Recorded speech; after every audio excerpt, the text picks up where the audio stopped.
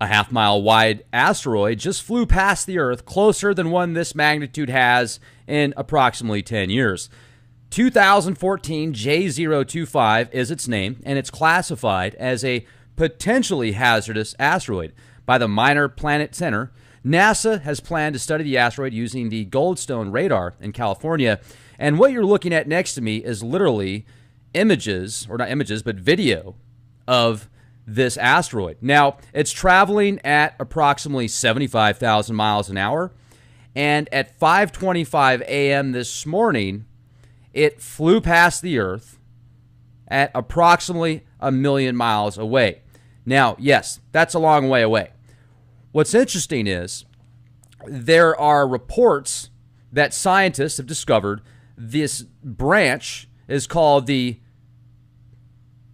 Asteroid meteor stream that could pose a major risk to Earth. Now, there's asteroids up to 1,000 feet wide flying past us every few years, and some of these are supposed to be coming out of this region. Now, this specific meteor shower at Asteroid, or the Asteroid meteor shower, peaks every October and November, producing a relatively small display of shooting stars as the planet passes through its stream. Now, I'll leave the link in the video description box. You can read all about this article if you go to the newsweek.com, huge asteroids, Asteroid meteor shower, and it's in the Tech and Science section by Hannah Osborne. Leave the link in the video description box. But let's go back to this asteroid footage right here. It's interesting how it looks like there's almost two objects there, doesn't it? But anyway, it's for a whole other show. I would think that more of us, the media comes out and just brags about this the day after it flies past the Earth.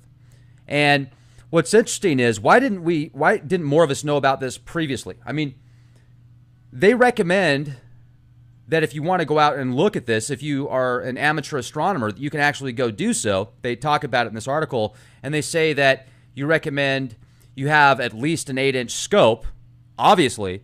Hello. So if I would have known about it, I would have pulled out the scope and checked it out. I didn't even know about it until now. So how many people actually knew about this flying past the Earth yesterday being the prime time? Or, it's like one of those things where if there was a little bit of a threat there, which it sounds like there clearly could have been, if it was off trajectory a little bit, if they were off, if they wouldn't have told us about it yesterday, is what I'm getting at. They wait until after the fact.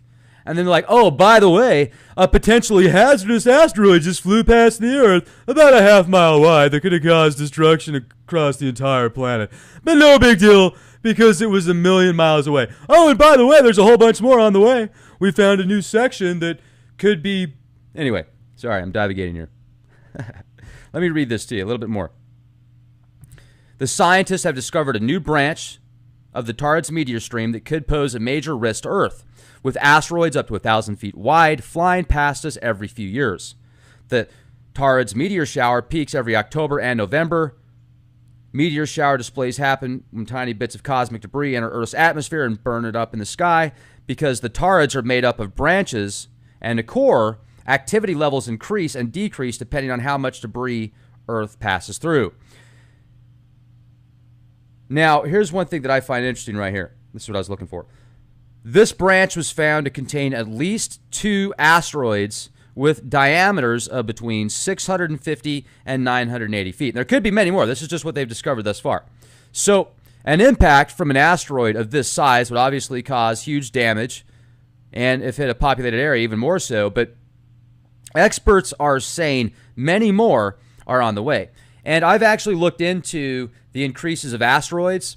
There has been a huge increase over the past 10 years. So many more on the way, experts say, as well as the 2 large asteroids. Guess those are on the way. The team also found the branch likely contains numerous undisclosed objects that are at least 30 feet wide. Why would they call them undisclosed objects that are at least 30 feet wide? Like, what are they, flying saucers? Are they UFOs? Little reptilians hanging out there. Let's move them over there so they can use theirs for mining. so that then we can have the humans mind them for us. We'll manipulate their DNA.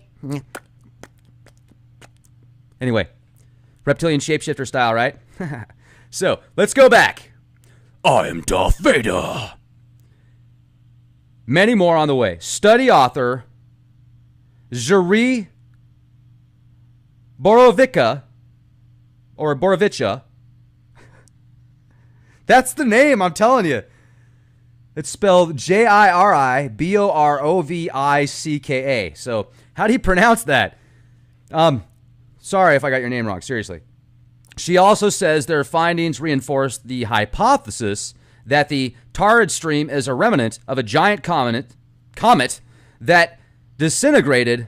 Some of the debris from the event is thought to have struck the Earth and has been connected with at least one catastrophic event in Earth's history. So there's already been one catastrophic event previously, according to this article, that was from this area. All right, now let me show you a few more images that I've put together for you from the internet, from these beautiful websites. If you go to shahglobalnews.files.wordpress.com, you can actually see the region there, the Northern Taurids region.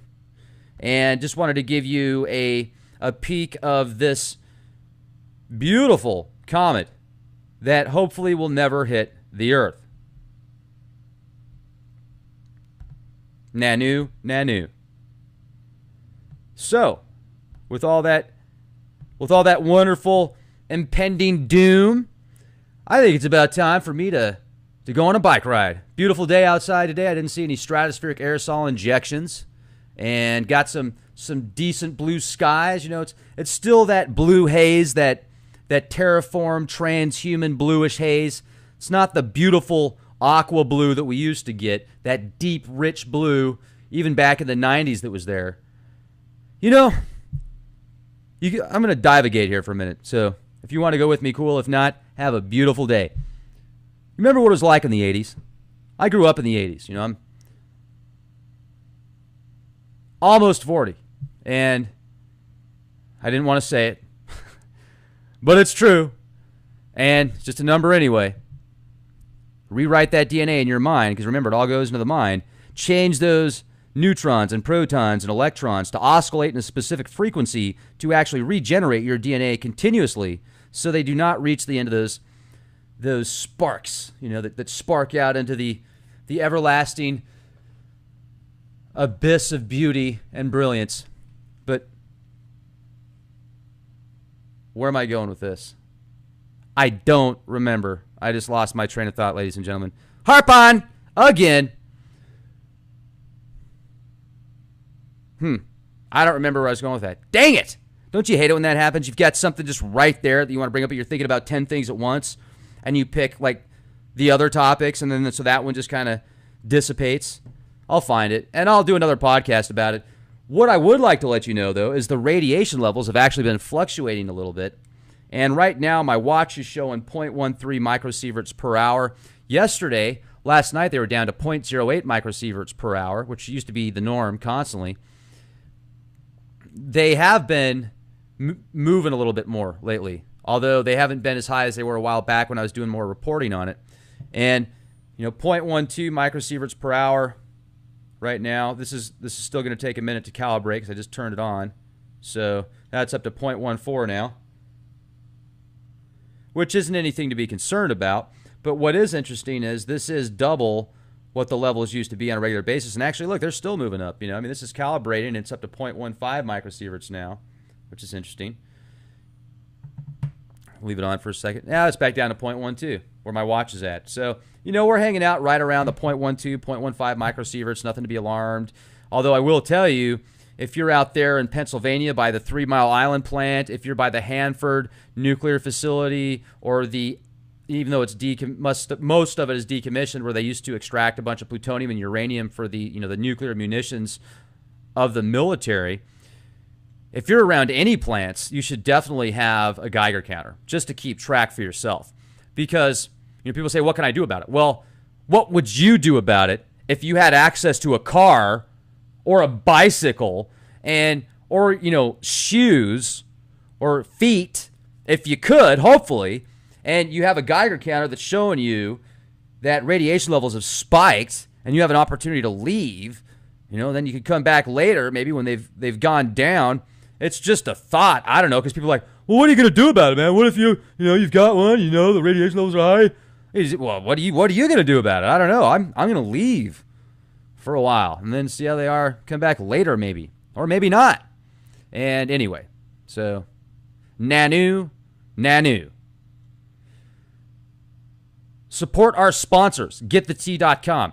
This is another thing that is very alarming when you look at the amount of aluminum and different elements you're exposed to, many others are exposed to on a daily basis, some more than others. What are things that we can do to help offset all of these elements and toxins and pollution that is filling the environment, many different levels? Well, exercise, eating healthy, thinking good thoughts, and also different supplements can help you. Check out getthetea.com. If you go to getthetea.com, great products for digestive health, for immune support.